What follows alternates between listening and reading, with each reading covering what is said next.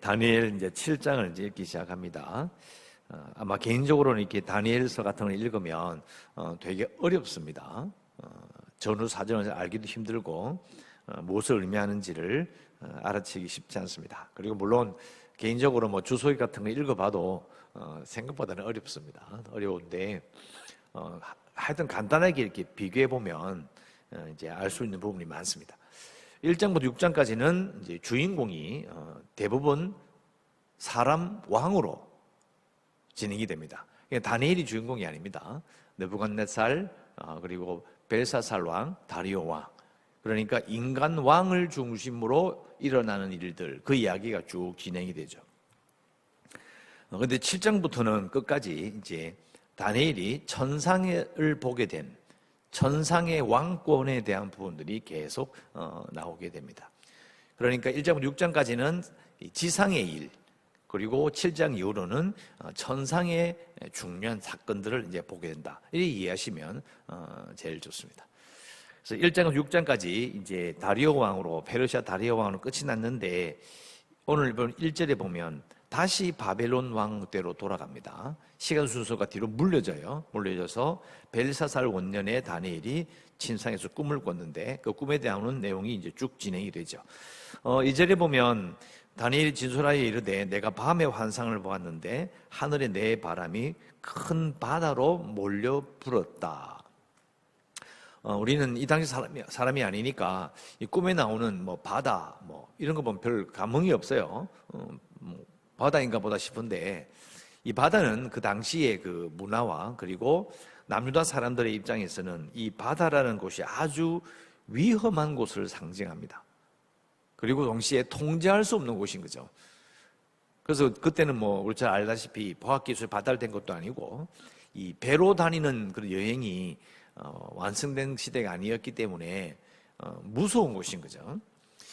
이것은 이제 뭘 상징할까라고 이제 많은 사람들이 이야기하는데, 이 다니엘이 살았던 벨사살 왕 때가 사실 다니엘 입장에서는 느부갓네살 왕 때부터 계속 제국의 모든 통치와 행정을 겪으면서 자랐잖아요. 그렇게 일을 했기 때문에 지금 전체 국제 정세를 알고 있는 겁니다. 그러니까 느부갓네살 왕, 에위르므로닥, 나부니두스, 벨사살까지 내려오는 요 흐름을 쭉 보면서 이제 느끼는 거예요. 온 세상이 위험하다는 걸 알고 있는 겁니다. 안정되지 않은 거죠. 그래서 아마 벨사살 왕 때의 메대와 바사의 그런 군사적인 움직임도 아마 알고 있었던 것으로 볼 수 있습니다. 그래서 다니엘이 볼 때는 이 바다로 하늘에 내바람이 몰려간다는 이 상황이 아마 그 당시에 정치적인 상황을 상징한다라고 우리가 볼 수 있습니다. 결국은 짐승이 이제 4개가 나오죠. 사자, 곰, 그리고 표범, 크고 두려운 짐승 이렇게 나오는데요. 복잡하게 느껴지지만 간단하게 보면 이것도 처음에 나오는 사자는 무조건 바벨론입니다. 살고 있는 시대. 그 다음에 이제 곰은 메데와 바사, 그러니까 페르시아가 되고, 페르시아 다음에 헬라 제국, 그러니까 알렉산더가 나타나죠. 그러니까 세 번째 표범은 알렉산더를 의미합니다. 그러니까 그 뒤에 짐승은 이제 로마를 말하기도 하고 또 다른 나라를 상징하기도 합니다. 다 말하면 끝이 없으니까 생략하겠습니다. 그래서 이제 이런 제국의 큰 흐름을 하나님께서 쭉 보여주시는 거예요. 그리고 7절에 가면 뭐 넷째 짐승이 아주 크고 놀랍다라는 표현을 하는데요. 근데 이 크고 놀라운 짐승이 나타나고 뭐 뿔이 나타나고 난리를 치고 있습니다. 근데 지금 다니엘이 보고 있는 전체 환상은 이제 짐승이 이렇게 쑥 지나가는 거죠. 환상적인 그런 아주 마른 사자지만 뭐 날개도 달리고 이상한 거잖아요. 그런 모습이 쑥 지나가는데, 자, 핵심은 그게 아니고요. 9절입니다. 9절에 보면 내가 보니 왕자가 놓이고 옛적부터 항상 계시니, 하나님입니다. 하나님께서 좌정하셨는데 이제 하나님의 모습이 이렇게 묘사가 되면서 10절 끝에 뭐가 나옵니까? 심판을 베푸는데 책들이 놓였더라, 펴 놓였더라고 분명히 되어 있습니다. 그러니까 이게 이제 글로 써있으니까 그냥 쓱 지나가는데요. 여기 상상을 해보면 이런 겁니다. TV를 보면 화면이 두 개로 분할되는 거예요. 앞뒤로, 밑으로, 위로. 밑에는 짐승들이 왔다 갔다 해요. 사자, 곰, 표범, 크고 무슨 짐승이 막 왔다 갔다 하는 화면이 하나 있고, 그 외에는 뭐가 있느냐? 하나님의 심판 보좌가 있는 거예요. 따로 노는 게 아니라 한 장면에 밑부분에는 막 제국이 돌아가고 힘자랑하고 잔인하고 폭력적인 사상이 펼쳐지고 있지만 천상에서는 하나님의 보좌가 심판을 준비하고 있는 거예요.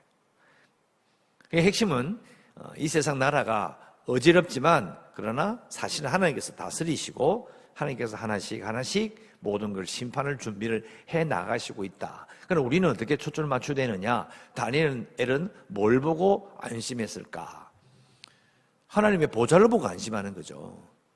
하나님의 보좌를 보고 그냥 보좌가 있는 것이 아니라 하나씩 심판을 베푸는 거예요.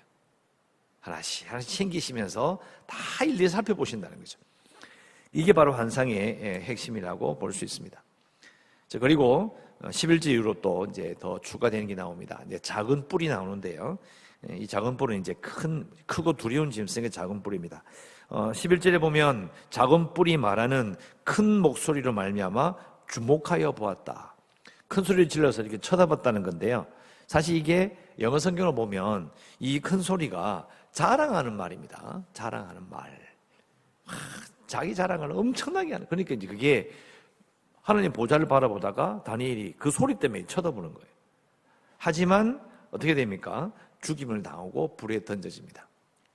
이 권세가 꺾이는 거죠. 12절 그 남은 짐승들은 그의 권세를 빼앗겼으나 그 생명은 보존되어 정한 시기를 이르기를 기다리게 되었다. 권세는 빼앗겼으나 완전히 멸망할 때까지는 정한 시기가 있다는 거죠. 결국은 다 소멸될 것이다. 13절 내가 또 밤 환상 중에 보니 인자 같은 이가 하늘 구름을 타고 와서 옛적부터 항상 계신 이에게 나아가 그 앞으로 인도되었다. 앞에 나오는 이 화면이 아래 위로 땅과 하늘로 분리되어 있는 그 부분에 하나님의 보좌가 있었잖아요. 왕좌가 나와 있었습니다. 그런데 13절에 보면 이제 인자 같은 이가 하늘 구름을 타고 그 왕좌 앞으로 가는 거예요. 가서 어떤 일이 벌어지느냐? 간단하게 말하면 14절에 권세와 영광과 나라를 준다. 이게 무슨 말이에요? 왕으로 등극하는 걸 말하는 겁니다. 우리가 요즘 계속 제가 강조했던 왕권을 생각해 보면, 그리고 예수님께서 승천하셔서 하나님 우편에 가신다. 거기서 왕으로 등극하셨다. 그걸 알고 읽어보면 이게 무슨 말인지 아는 거예요. 예수님께서 왕으로 등극하실 그 상황을 우리가 이제 연결시켜서 생각할 수 있는 중요한 구절입니다. 그런데 이 당시 사람들은 예수님을 몰랐으니까 뭘 느낄까요? 여기 차이점이 있는 거예요. 예수님께서 부활하셔서 참된 메시아가 되시고 왕이 되시는 것을 알고 있는 우리와 다니엘 시대 사람들은, 그리고 예수님 오시기 전의 사람들은 뭘 느꼈을까? 이렇게 생각해 볼 수 있는 거예요. 이 시간차는 무시할 수는 없으니까요. 그러면 이 시대 사람들은 이런 느부갓네살 왕과 그리고 다리오 왕까지 이어지는 강력한 제국의 시대를 겪었다고요. 그들이 알고 있는 왕은 너무 대단한 거예요. 로마도 마찬가지입니다. 로마도 왜 자신을 신이라고 말할 수밖에 없었느냐, 신이라고 말없을 때 생각이 드느냐, 자기들이 이룬 게 너무 대단한 거예요. 자신도 모르게 자기들이 신으로 착각할 정도로 그런 권세를 가지고 있었습니다.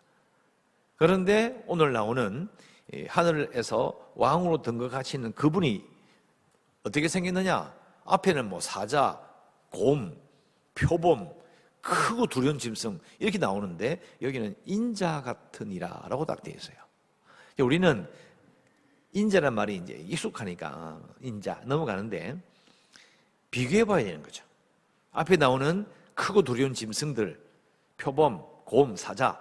근데 왜 인자일까? 또 그 당시 사람들이 인자란 말 딱 들었을 때 느낌은 뭘까? 이 부분이 이제 생각보다는 어렵습니다. 어려운데, 그 당시 사람들이 이렇게 인자라는 느낌을 딱 이 말을 들었을 때의 느낌은 그냥 평범한 사람인 거예요. 예수님도 스스로를 인자가, 그 말이 아주 겸손한 말입니다. 평범한 그냥 사람이에요. 그냥 사람의 아들입니다. 그냥 사람이래요, 사람. 평범한 사람이 온 세상을 호령하고 공포로 몰아넣는 짐승을 이기는 거예요. 그걸 이겨버리고 모든 자들이 자신을 섬기게 만드는 역사를 이루신다라는 거예요. 근데 그로 끝나는 것이 아니라 영원한 나라와 권세를 차지하는 바로 그런 존재가 된다. 우리가 이제 예수님을 알고 있으니까 느낌이 오는 거예요. 왜 예수님이 인자가, 이게 다니엘서와 연결되는 거예요. 예수님께서 왕으로 오셨는데 지상에서 보이셨던 많은 모습은 정말 초라하잖아요. 권세를 사용하신 적도 없고, 군대를 이끌고 밟아버리신 적도 없고, 폭력을 사용하신 적도 없어요. 인자예요, 인자. 그리고 등극하시 올라가셨을 때도 풍악을 울리며 올라가신 것도 아니에요. 또 모든 사람의 왕들을 다 불러놓고 봐라, 내 지금 간다, 뭐 이런 식으로 하신 것도 아니에요. 우리는 이제 예수님 모습이 겹치는데, 그러나 다니엘이 이것을 봤을 때는 자기들이 봤던 그 왕들의 모습과는 정말 비교가 되지 않을 정도로 초라한 분이 등극을 하는 거예요. 중요한 것은 왕들의 시대가 지나간다는 거예요. 아무리 강력해도 결국은 하나님 다 다스리니까 전부 다 지나가고, 그리고 아무리 그런 폭력적이고 대단한 나라가 나타나도 하나님은 그것을 심판하실 것이고, 그 심판하시고 하는 모든 하나님의 나라가 엄연히 살아있고 존재하는 그 위에 바로 인자 같은 이가 등극하심으로 영원히 권세를 행사하실 것이라는 것을 다니엘에게 보여주시는 거예요. 하나님은 역사를 일으키실 때에 밑도 끝도 없이, 그러니까 전혀 알리지 않으시고 갑자기 이렇게 행하지 않으십니다. 다 미리 말씀해 주시는 거예요. 하나씩 하나씩 다 말씀해 주시고 그걸 딱 준비했다가 딱 보여주시는 거죠. 하나님은 말씀하시지 않고 행하시는 법이 없고, 한번 말씀하시면 꼭 이루시는 분이시다라는 것을 우리가 다시 한번 확인해 볼 수 있습니다. 결국은 이걸 읽으면 이제 신약 끝까지 요한계시록까지 알고 있는 우리는 새하늘과 새 땅에서 진정한 왕의 통치를 바라게 되는 올바른 종말신앙을 가지게 되어 있습니다. 올바른 종말신앙이에요. 그래서 이번에 또 계속해서 진행되니까 여기까지 하고요. 자, 우리가 기도할 수 있는 것은, 저는 이제 이걸 읽고 말씀을 생각하면서 딱 드는 마음이 예수께서 빨리 오셨으면 좋겠어요. 종말신앙은 종말이 와서 심판하시기 재놓고 돌아서가지고 아직 오시면 안 된다, 이런 마음 가지면 안 됩니다. 종말신앙은 주 예수여 어서 오시옵소서가 맞는 거죠. 그래서 우리도 똑같이 예수님께서 어서 오시기를 원합니다로 기도하시고요. 세상 권세를 다스리시는 왕이신 예수님을 섬기면서 살겠습니다, 이렇게 기도해야 됩니다. 우리의 주인이 있고 이 세상의 왕보다도 지금껏 우리가 알고 있는 그런 인간 통치자를 넘어서는 위대한 분을 섬기는 자다라는 것을 우리가 기억해야 합니다. 예수님께서 어서 다시 오시길 원합니다라고 기도하시고요. 세상 권세를 다스리시는 왕이신 예수님을 섬기면서 살겠습니다, 이렇게 기도하시고, 12월 한 달 이제 또 참 어려운 2020년도를 이제 마무리해야 되니까 나라를 위해서 기도해 주시고, 어려운 때의 교회가 구원의 방주가 될 수 있도록, 또 재개발을 위해서도 코로나19 내년 초에는 치료제가 만들어질 수 있도록 기도해 주시고, 연약한 성도들과 주일학교 아이들, 또 이번 주 목요일 수능치죠, 위해서 기도해 주시고, 성교지를 위해서, 이 나라를 위해서 또 기도하시고, 오늘도 그 10월 한 달도 하나님의 은혜 가운데 살아가시기를 주의 이름으로 축원합니다. 기도하겠습니다.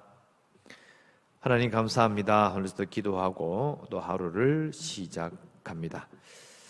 하나님, 오늘 말씀에 근거해서 기도합니다. 하나님께서 다니엘에게 보여주셨던 그 환상을 저희들이 함께 읽어보며 다니엘이 느꼈던 그런 확신과 다니엘이 가졌던 그 감동이 우리의 감동이길 원합니다.